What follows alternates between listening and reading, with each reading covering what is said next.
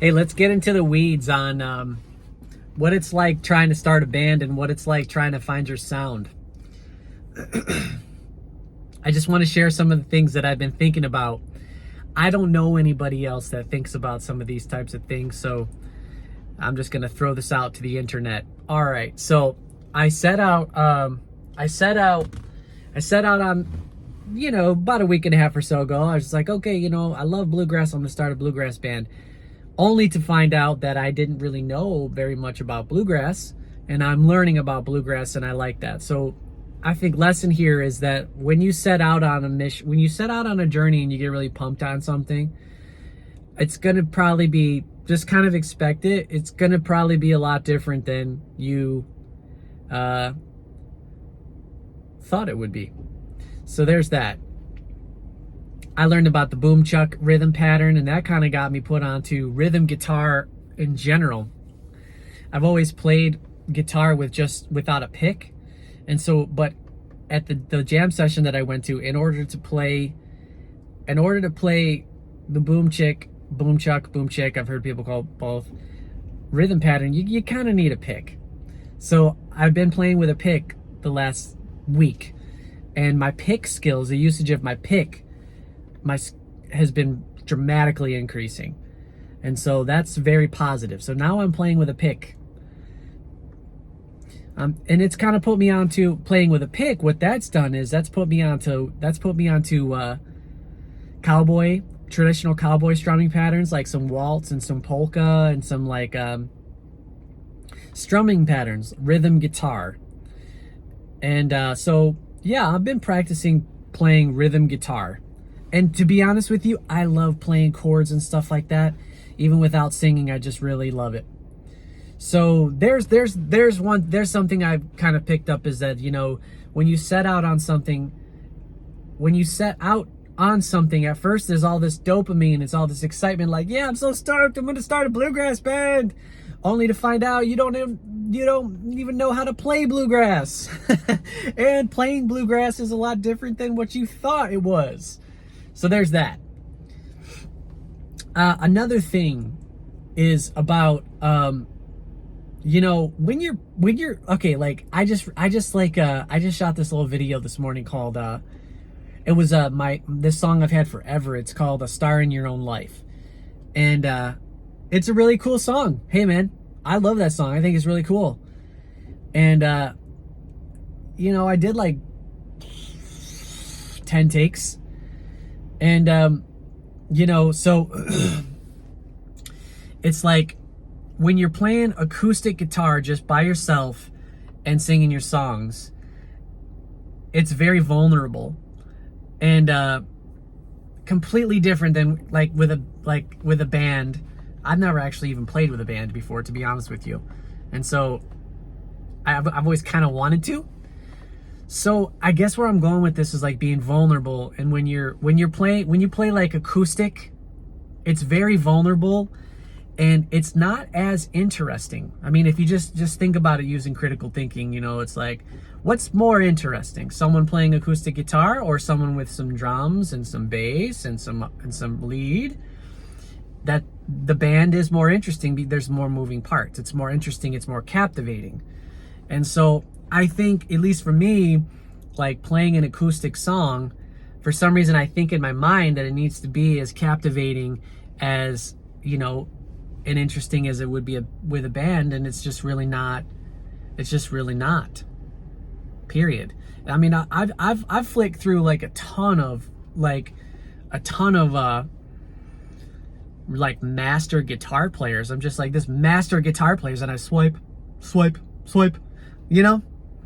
So I think if you're setting out and you're writing your own songs and you're singing them and you're putting them on YouTube, I think it's probably a good idea to try to be gentle to yourself. Don't be so hard on yourself. Be like, man, I suck. The internal conversation, man, I actually really suck. I probably suck. Okay, I'm gonna quit. That's part of my internal dialogue. I'm just gonna be honest with you.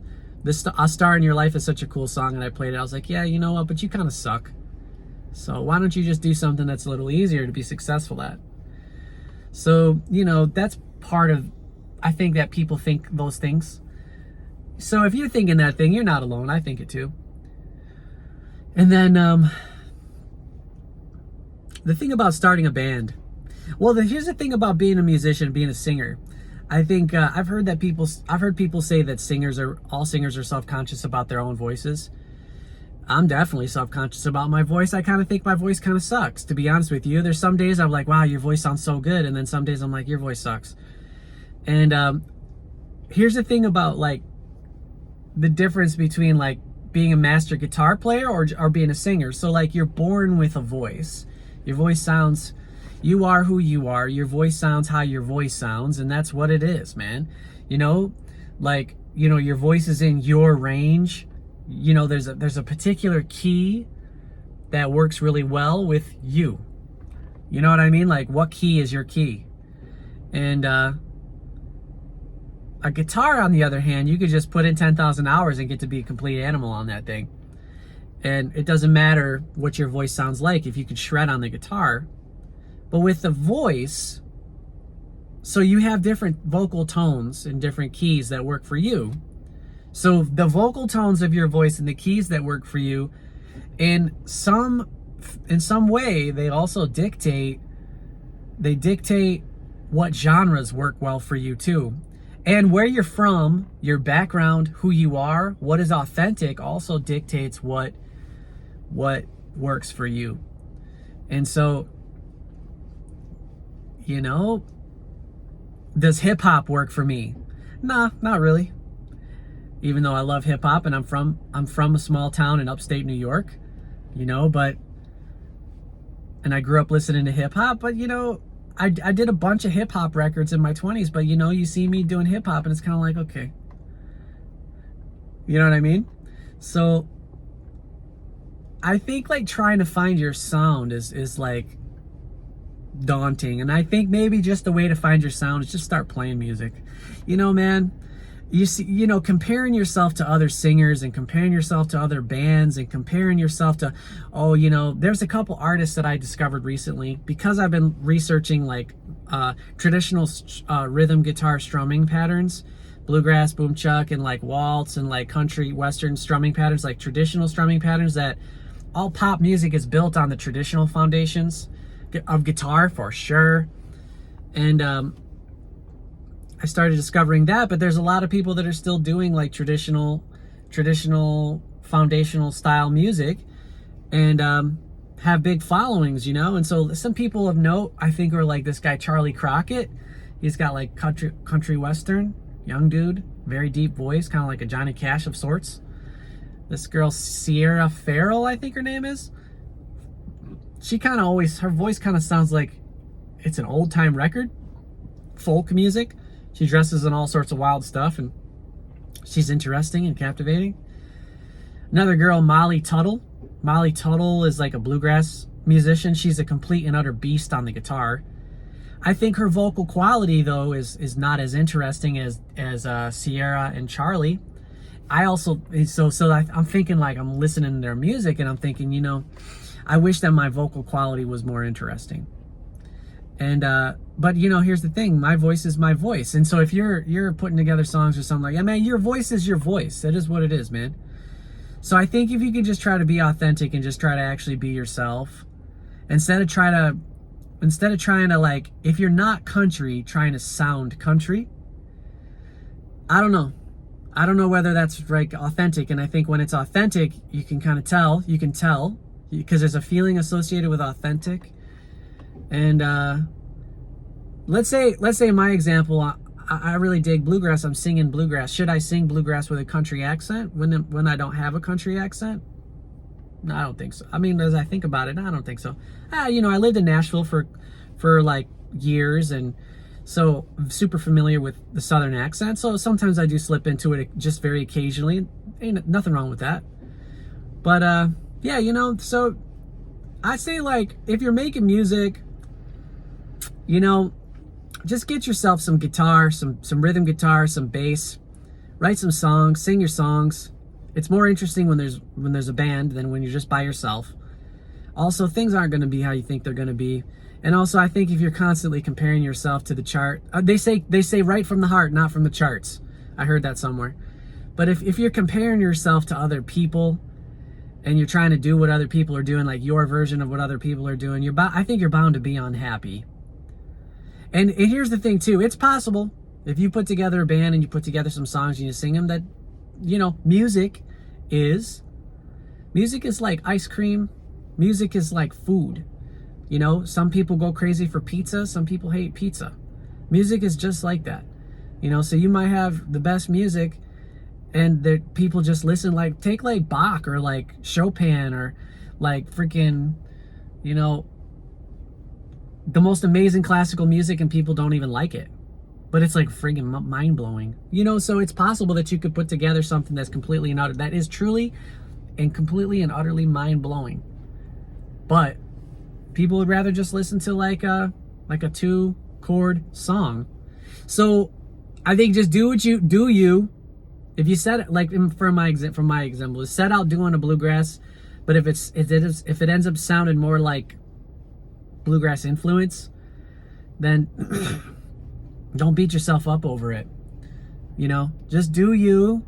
Try your best. Be yourself. Write about what you're actually thinking. Don't put up a front. Don't try to be something that you're not. And if you do that, then you're going to be vulnerable. And if you feel vulnerable about it, then you're likely to think, no one's going to like this, and then seek validation maybe. You know what? Screw all that. Just do some music. If you get a following, you get a following. Always make sure you get a paycheck somewhere, you know? Make sure you have a job and you get a paycheck, and don't tie all your damn existence to your music. You know, am I a winner or a loser based on how my music does? Music is kind of like this thing, man. It's like, that's the thing about music. Music is not cut and dry. And so just have fun, man. Just have fun with it. And if you're like an 80-year-old guy or a 70-year-old guy that writes original songs and you post them to YouTube and you have 300 followers, oh well, then you've got 300 followers, and that's how many people are currently into what you're doing. And is that okay? Is it okay to have? Is it okay to spend 10 years on let's 300 videos? Is it okay to post 300 videos and have 300 followers? 300 videos and have 100 followers? Is that a success if those 100 people are actually into what you do? Or is that sad and not a success? I think it depends on whether you're having a good time with it and what your goals are, you know? So, yeah, that's a rant. That's just a rant. So I say I got to be gentle with myself. I haven't been gentle with myself mentally about it and stuff like that. And so, chill out. Be yourself. If people like it, they like it. If they don't, screw it. You know?